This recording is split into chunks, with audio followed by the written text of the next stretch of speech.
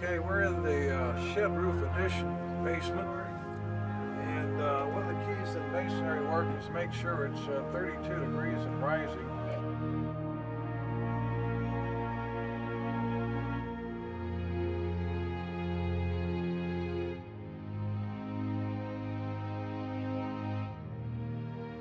We're here at the Franklinton Log Post Office, and we're going to talk to you about our project and how we made some progress.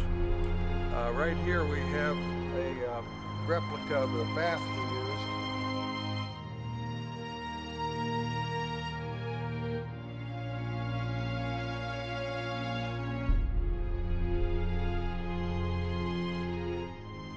It's July the 15th, it's Sunday, and we've worked here on Friday and Saturday.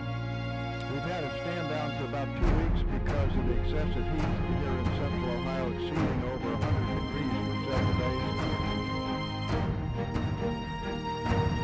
So in order to preserve the workforce, we did what we call a stand down.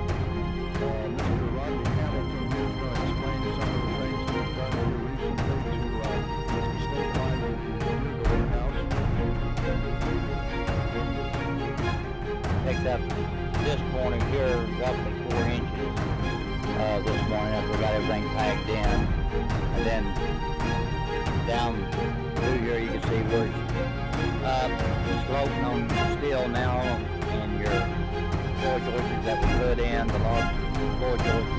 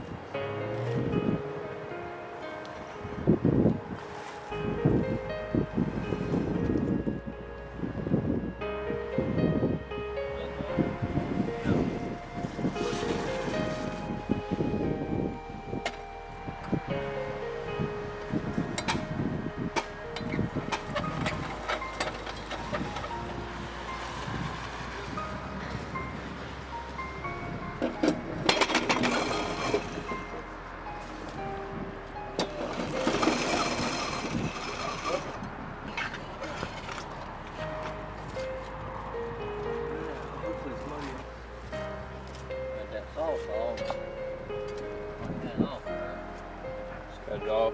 Yeah. Or 2 off.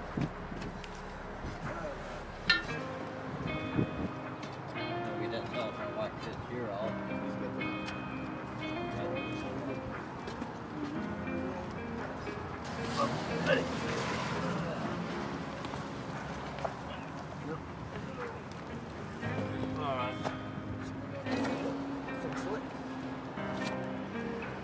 Yeah.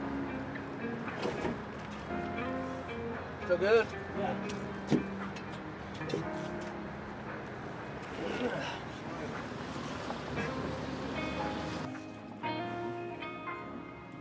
Have to put your bar behind it and push it.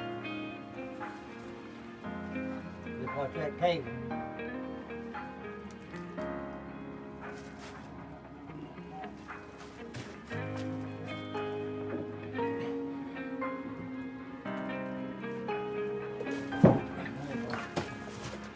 That's second. Ready? Yeah. Okay, bring it. Push. Push. Yeah.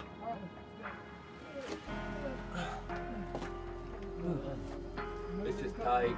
Yeah, we're going on the other one. You guys still ready? Yeah. Bring her on.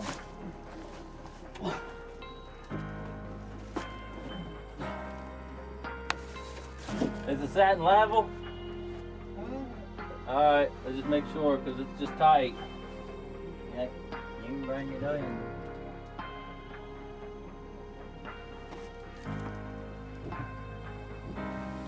Okay. Now bring her in. Yeah.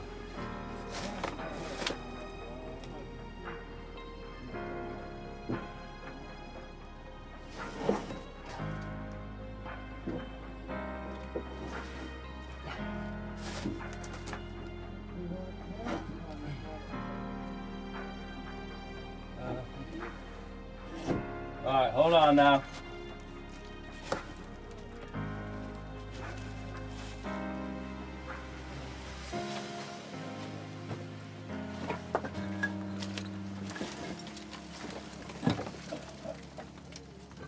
Well, we're under.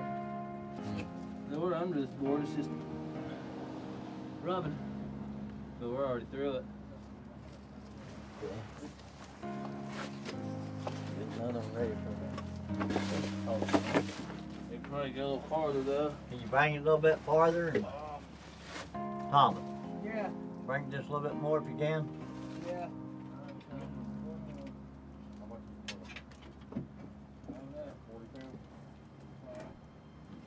Alright. There you go. Whatever you need out there, what you got out there? Yeah, we're out past their old the 2x4s.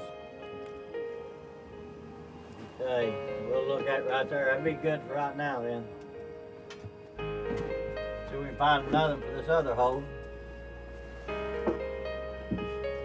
It's July the 15th, it's Sunday, and we've worked here on Friday and Saturday. We've had a stand down for about 2 weeks because of the excessive heat here in Central Ohio, exceeding over 100 degrees for several days. So in order to preserve the workforce, we did what we call a stand down. Mr. Rodney Hamilton here is going to explain some of the things we've done here recently to stabilize the Deerdorf house. Rodney? Okay, we've put in pegs, as you can see through here, down the corners, down through here. We picked up this corner here roughly 4 inches this morning after we got everything pegged in. And then down through here you can see where she's up. She's floating on the steel now, and your floor joists that we put in, the log floor joists, we put in a temporary brace between here. This right then, once it's set back down, Mr. Reiner, he can take this back out and fix whatever he needs to under the doorways here. And up underneath here, after all, you would see what we had to put in a log to hold this middle partition up where they join together, because this right here had nothing under there to hold it up, so we had to put a new log under here 5 foot. As you can see here, this here is floating. We brought this corner up roughly 6 inches, trying to get everything leveled back up here where it had dropped down over the years. It's coming up looking good. Everything seemed to be stable. It's floating up as we expected it would. We've got these tagged in with this main beam here. This is going to carry all the middle weight here because we don't have no main bearing walls on the inside, so this is all going to be floating as it comes up. It's all been packed in. And we got this here packed in with this window facing to hold the support, keeping everything from shifting going. It's coming up as expected and everything like that. Tied in, looking good. Okay, through here we're lagging in this side down through here. We got the other side, and so we get it pegged in, hold everything here in this wall. We'll get ready to bring it up here shortly, hopefully. Okay, when you go upstairs, you'll see what we got up there to pull it together with. This pulls this back over as we're coming up, and with this such out a slid over the years, this year should bring it right back over some back in place what we're looking at. Okay, before this corner and stuff here was down, since we broke it up on the outside and stuff, it's leveling this back up. Things, we've got a cable here because this had leaned out and slid out to hold this wall to help bring it back as we're going up. And this cable here is tied around the main wall here. That way it can't give or push out anymore. Okay, when we got this set up over to the tree, as you noticed before, as we bring this up, we'll come up and we'll hit this here to pull. And that helps pull this back over. And we hit these come-alongs here and things and these cables that helps bring this back over. We're over the years, it was 15.5 inches out of level here. It had slid over the top half from the bottom half in a lean. And this year helped bring it back over as we come up. Yeah, we shifted to the north over a foot, and then there was a shift to the east, maybe less than a foot. And so that's what we're trying to take out of this, plus this wall here where the stairwell came up had dipped down because somebody had cut a stairwell in there and it was unsupported.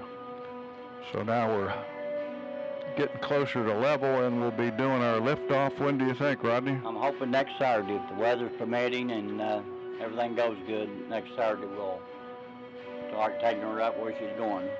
We'll be going up about 2.5 feet so we can start rebuilding the stone wall underneath and slide in the large sill logs. Then we got braces here in the window. The things X braces that way where nothing can shift in any direction and things like that when it's starting to bring it up. It's starting to come, even this floor you can tell with all this stuff on here, but it had a real bad dip, but it's starting to come back up too. Okay, when we first started, come in, door facing here, floor was in an angle, down real bad. And you see now it's coming back up. Well, a little bit with jacking we've done so far has brought it back up.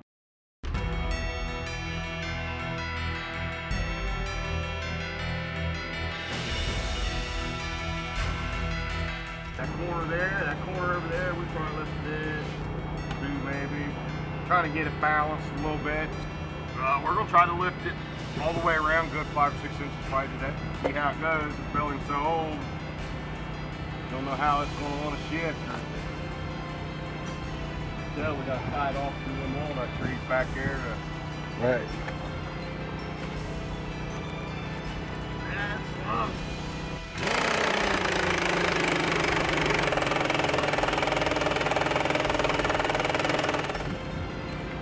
yeah, hopefully next weekend we're ready to send it up 2 feet or whatever. Of course, once we get it up a little bit farther, we're going to have to do some pegging at the top yet. Saying that big old windstorm came through a couple weeks ago and everybody lost their power. This old building still stood tall, didn't it? I mean, it hit, I don't know, how many states? 16 states across the United States, a couple million people. Yeah, this old building. What was the family's name? Blankenship? Deerdorf. Deerdorf. Well, I'm sorry. They sure did a good job. Here we are in the west log pen. We've got the chimney that was placed in after the original chimneys. This is to the west here, and this is south. So we've had some finds here that are important archaeologically speaking. So we're going to zoom in on these. And over here in this wall, we've taken out the stone wall. There was a couple seams in it here that went straight up and down. Behind those seams, see this stone pattern? That would indicate there was an entry here that was filled in. And right about in this area, about 2 foot out from here and 2 foot from where the wall used to be, we found these bones here. And we're not sure exactly what their origin is. So you can see how they look and they're shaped. These to me are rib bones. This would be the spinal column, and this would be, of course, limbs. Over here we have some other bones that were recently found, and looks like these have been cut. So these were something that the pioneers ate here. And we've got a bottle that was found about 6 inches off of this wall in the vicinity of where this entry was. So I don't know if there's any connection between the bottle and these bones being buried here. But we're going to take these to Orton Hall of the Ohio State University and talk to Dale Knenovich, who is a curator there and has looked at bones for us in the past that we've discovered at different locations, including bones behind 5030 Westerville Road, which indicated what the pioneers used to eat. At Orton Hall on the Ohio State University campus, and we're trying to list their services to understand what kind of bones we've unearthed here recently at the Franklinton Log Post Office. So we've got a gentleman that's curator here, Dale Knenovich, who is going to try to help us find some answers. So we'll get Dale introduced, and we'll get down to the business of looking at these various bones and determining what type of creatures they came from.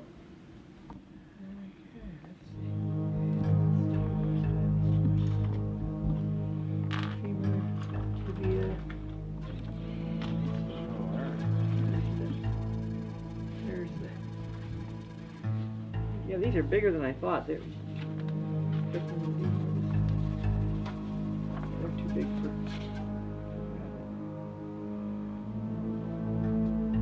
It's too big for rabbit.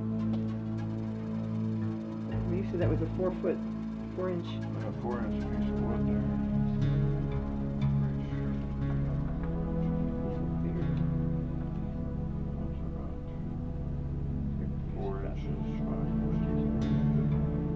Like, you know, the wood stuck out that much, so these look like they're about 3 inches, about right.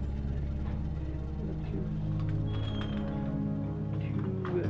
big for rabbit.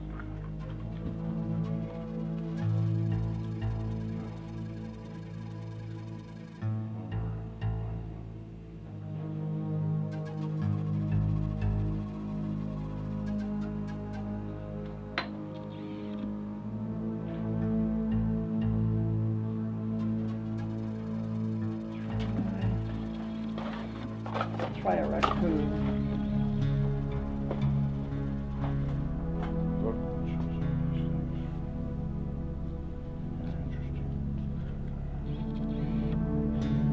Pull out a fox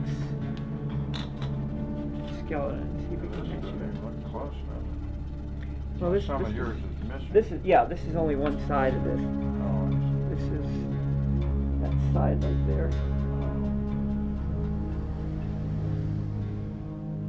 Yeah, I think it's that side.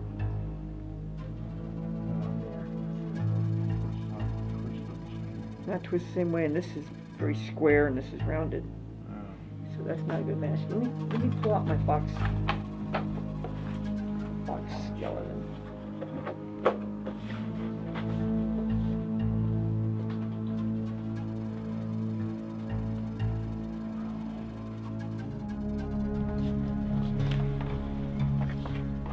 The whole thing, that's the trouble with roadkill. You can often get the whole thing.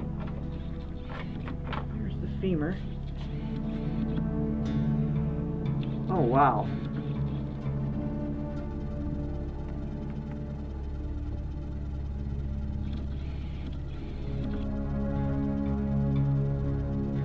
that's looking pretty good. Let's see what else I've got here. Nuts.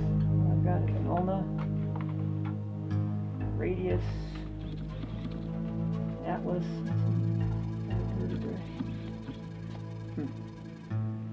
Let's see if it matches. Fox.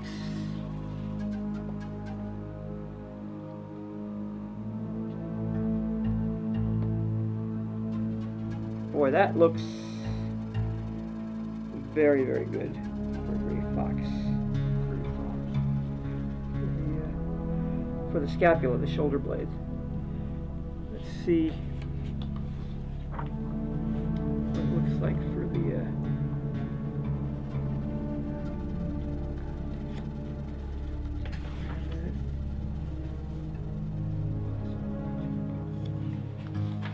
where's the fox? Ring seal. I don't think it's a seal. There's gray fox and red fox humorous.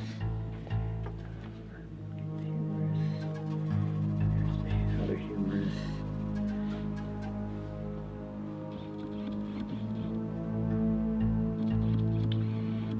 I think we've got a match.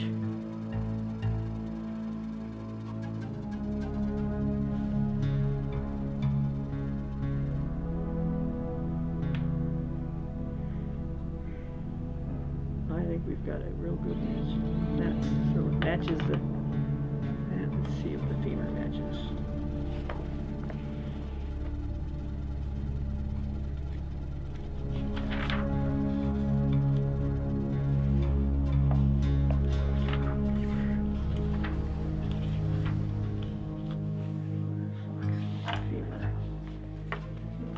It's interesting, you've got two humerus, you've got two upper arm bones here, and yet you've got four thigh bones here. Four thigh bones. You've got four thigh bones. Yeah. These are all thigh bones. The top is missing because that was a juvenile, but these are all, no, I'm sorry, that's wrong. That's a tibia. Well, that will help. Good, it's a tibia. You've got three. What's that mean? There's Wait a minute, no. Oh, no, that's a tibia too. Good. You've got two shin bones. This goes into your hip socket. This goes down here. That's the knee joint. Oh, So well, good. that's a pretty big owl. So that's the other side there. So, yep, I was mistaken. These. I didn't look at them carefully. These are tibia, which are shin bones. That triangular cross sections to give it away. So good. Now we've got three sets to work on. Humerus worked good. Let's see what the femur looks like. Oh wow. That looks identical.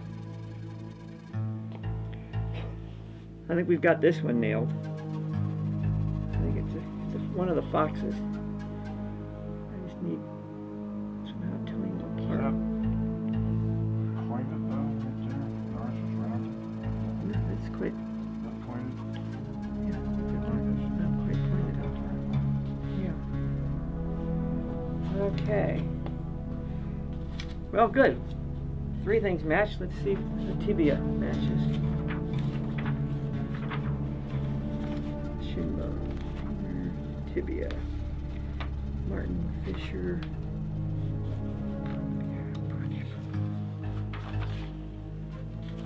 There's the foxes.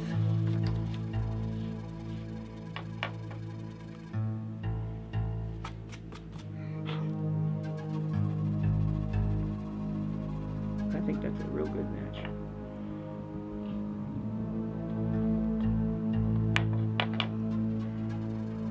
Boy, that's almost identical. They could have used this one to draw it. I think you got yourselves a fox. A fox. Mm-hmm. That seems like a relatively big fox. These are pretty much life size. These supposed to be 123 millimeters long. Yeah, that's life size drawing. Okay. So they're matching identically to a gray fox. Gray fox. got that knob up there, that little dimple there. Yep. I think we've nailed this. Gray fox, huh? Gray fox. How old would this say it would be? Oh, however old it was when the people buried it there. There's no way of telling. They haven't changed. Well, I mean, how old was it? Let's say when it was alive. It was a mature gray fox. It's a mature one. Yeah, all these Yeah. these bones are fused. You know, when an animal, you know, when a baby's born, it's got a soft spot in its head, and as it matures, those bones fuse. Well, every bone in your body is like that.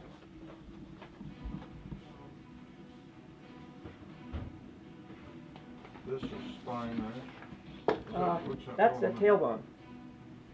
That's the tailbone. For example, well, let's see. Let me start with the femur here.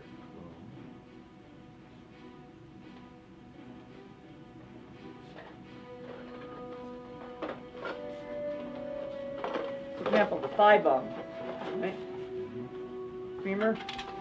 The mammals are all the same shape. You've got one big knob here, which goes into your hip, and then you've got two knobs down here for your knee. And it doesn't matter if it's that size, or if it's that size, or if it's that size, you still have the knob up there and the two knobs down there, or if it's that size, you got that round knob up there and the two knobs down there, or if it's that size. But those are adults. Here's a femur, but it doesn't have the knob up there. It doesn't have the two knobs down there because this is a juvenile. Here's the knob. This fits on the end like that, and that fuses once you get a certain age. Yeah. And then here's the two knobs at the bottom, and that.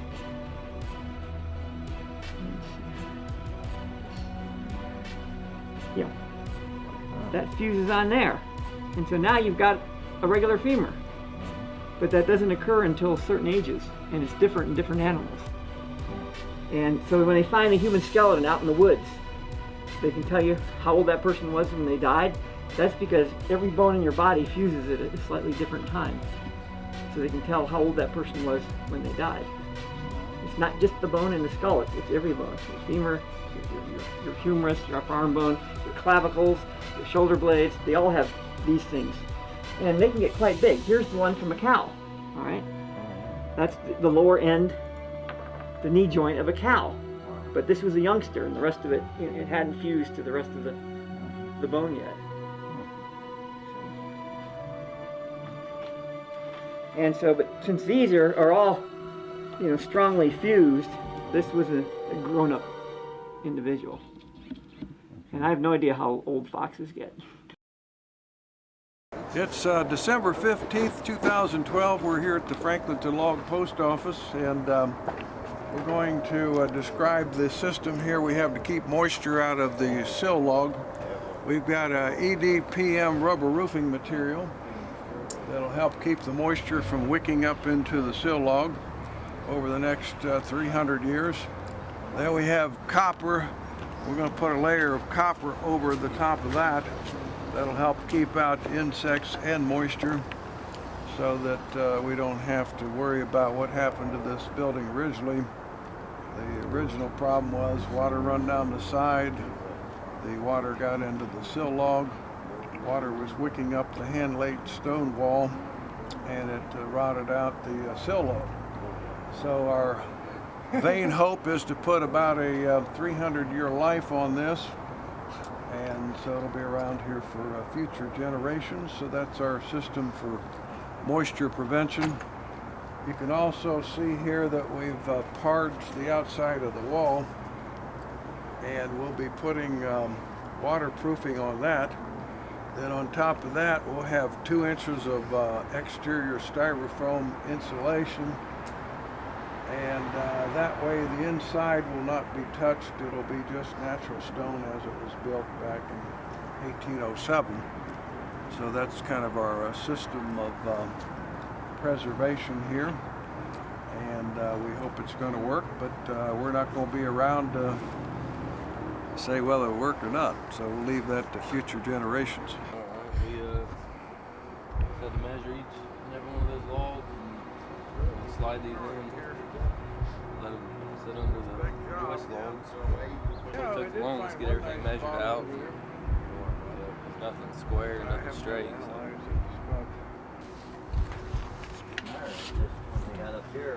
Once it got about belly high, it started going in.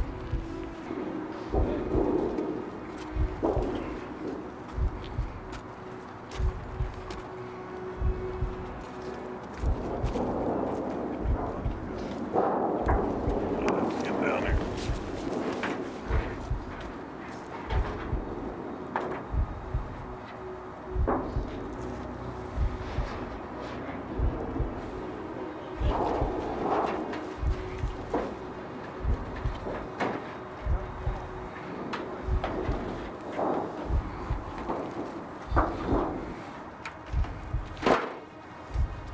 Thing is keeping that thing there and we slide that in there.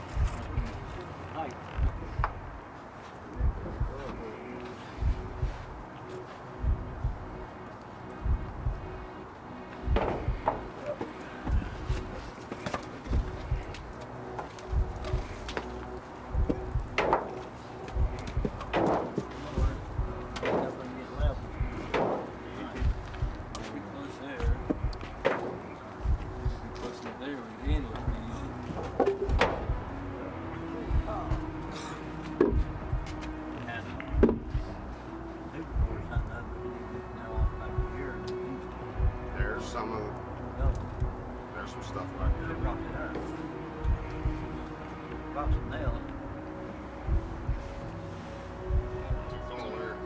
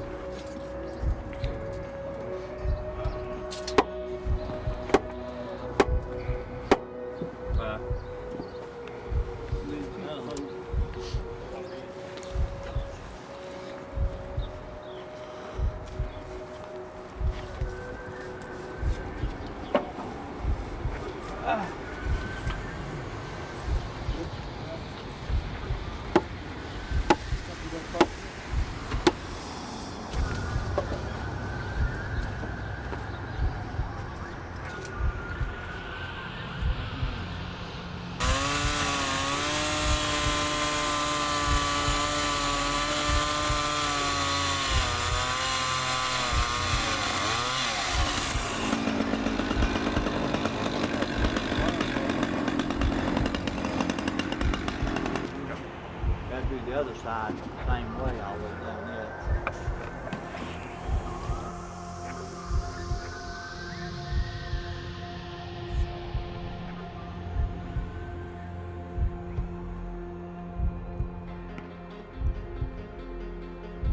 Especially buying stuff on the internet or something.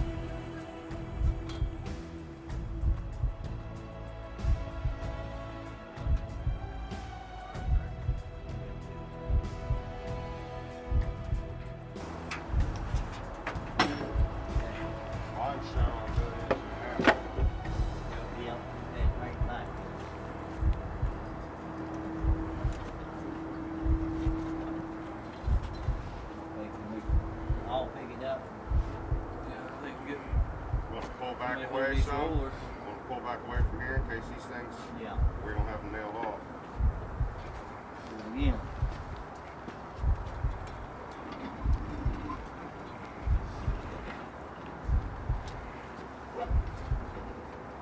Close, ain't What are you looking like there? it? It might be that way, half inch or something. Yeah, that's what I'm seeing too. Okay. You're stuck. Take yours first. Ready? Better. Alright, now. Straight better. Goes around. Okay. Okay, I'm looking good. Yeah. We're gonna go with this copper. Slide. Yep.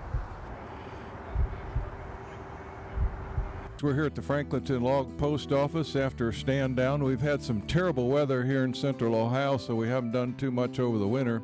It was a particularly rough March.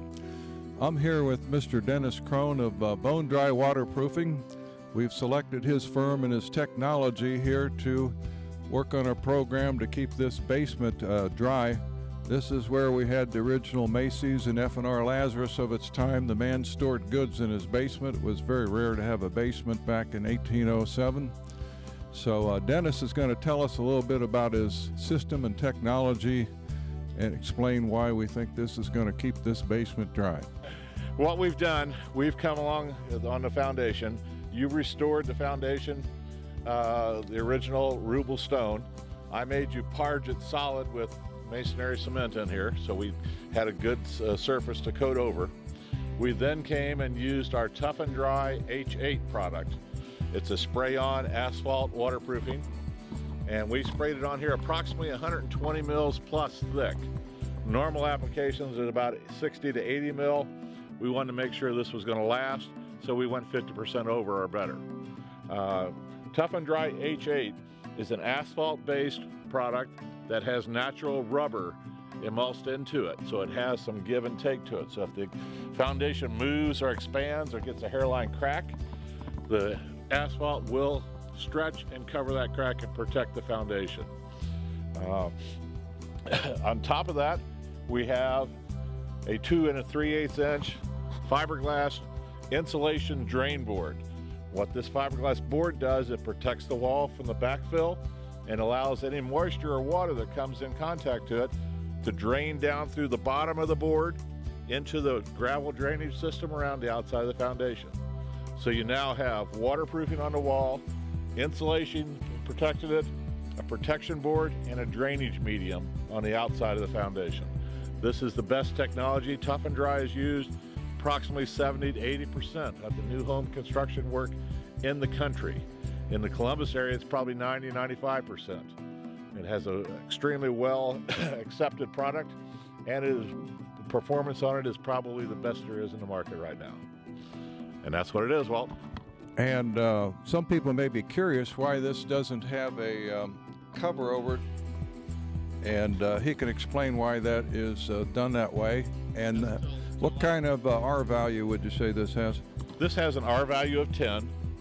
It is an open weave fiberglass board to allow moisture to get into it either from the side or from the top down, and the moisture or water, groundwater, will drain through the board down to the bottom to your gravel drainage system. That's why it's open like that. Okay, it's April 6th and we're down here at the basement. As you can see, the cavity here is a little larger than what it used to be, and we've backfilled this system with pea gravel.